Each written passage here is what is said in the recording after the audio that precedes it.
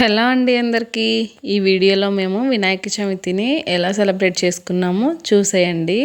ఇంకా పండగ రోజు మార్నింగే మా వారు మా పెద్ద బాబు కలిసి ఇంటికి తోరణం కడదామని మామిడాకులతో తోరణపాకు తయారు చేస్తున్నారు. మార్నింగ్ లేచిన దగ్గర నుంచి ఒకటే వర్షం.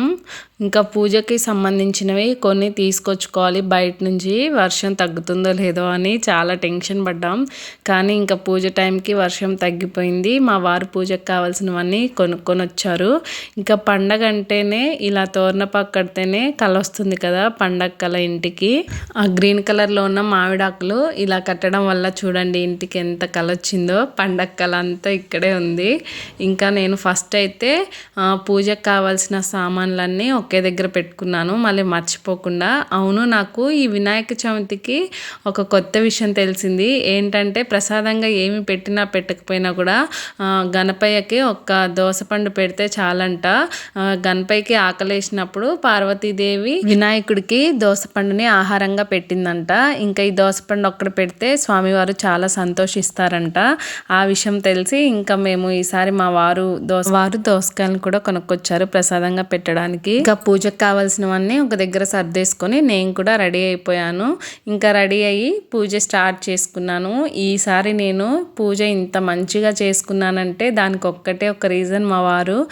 ఇద్దరం కూర్చుందాం పూజలో అన్నాను. కాకపోతే మా వారు వద్దు, ఇద్దరం కూర్చొని పూజ చేస్తే పిల్లలు ఇబ్బంది పడతారు, మనల్ని డిస్టర్బ్ చేస్తారు, ఎవరికి ఇంకా హ్యాపీనెస్ ఉండదు, నేను పిల్లల్ని చూసుకుంటా, నువ్వు పూజ చేయన్నారు.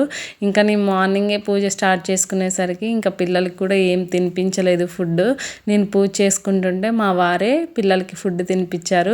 ఇంకా మధ్యలో వచ్చి నా దగ్గర ఇలా నాతో కలిసి వీడియో తీసుకున్నారు. పూజ చేసింది నేనైనా కూడా ఆ పూజ చేసిన పుణ్యఫలం మొత్తం మా వారికే దక్కాలి. ఎందుకంటే ఎవరన్నా పూజ చేసేటప్పుడు వారికి ఏమన్నా అవసరాలు ఉంటే ఆ అవసరం మనం తీర్చామనుకోండి, ఆ పూజలో సగం ఫలం మనకు వచ్చేస్తుంది. ఇంకా అలానే మా వారికి కూడా పూజ చేయకపోయినా ఇండైరెక్ట్గా పూజ కోసం హెల్ప్ చేశారు కాబట్టి ఆ పుణ్యం మొత్తం మా వారికే దక్కుతుంది. అందుకే అన్నీ ముందే సర్దేసి పెట్టుకున్నాను. పూజ గదిలో కొంచెం ఇరికైనా సరే అన్నీ నా దగ్గరే పెట్టుకున్నాను. ఇంకా మా వారు మధ్యలో అందించాలంటే పిల్లల్ని ఎలా చూసుకుంటారు, మళ్ళీ నాకు కావాల్సినవి ఎలా అందిస్తారని చెప్పేసి అన్నీ నా దగ్గరే నా చుట్టుపక్కలే పెట్టుకున్నాను. పూజ చేయడానికి ఇద్దరం చేయకపోయినా కూడా ఇంకా లాస్ట్లో పూజ మొత్తం కంప్లీట్ అయ్యాక కథ వింటాం కదా, కథ వినే టైంకి కాసేపన్నా రాబావా పూజలో కూర్చొని ఇద్దరం కథ విందామని పిలిచాను. ఇంకా నా మాట కాదనలేక మా వారి పిల్లలకి ఎలాగో అరవకండి నాన్న, అల్లరి చేయకండి అని చెప్పి సర్ది చెప్పేసి వచ్చి నా దగ్గర కాసేపు కూర్చొని పూజలో కథ విన్నారనమాట. కాసేపు మా వారు నేను ఇద్దరం దేవుడి దగ్గర కూర్చొని దేవుడి కథ వినేసరికి నాకు పూజ మొత్తం మేమిద్దరం కలిసి చేసిన ఫీల్ వచ్చేసింది.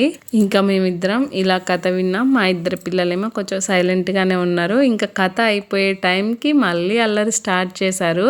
ఇంకా ఎలానో ఓపిక పట్టుకొని అరవద్దు నాన్న అని చెప్పుకుంటూ కథ అయ్యే వరకు మా వారు గుళ్ళోనే కూర్చున్నారు. ఇంకా కథ అయిపోయాక మా పిల్లల దగ్గరికి వెళ్ళిపోయారు. ఇంకా మిగిలిన పూజని నేను పూర్తి చేశాను. మా ఇంట్లో వినాయకుడికి పూజ చేయడం కంప్లీట్ అయ్యాక మేము ప్రసాదాలు తీసుకొని ఇంకా మా ఏరియాలో వేరే దగ్గర పెట్టిన వినాయకుడి దగ్గరికి వెళ్ళాము.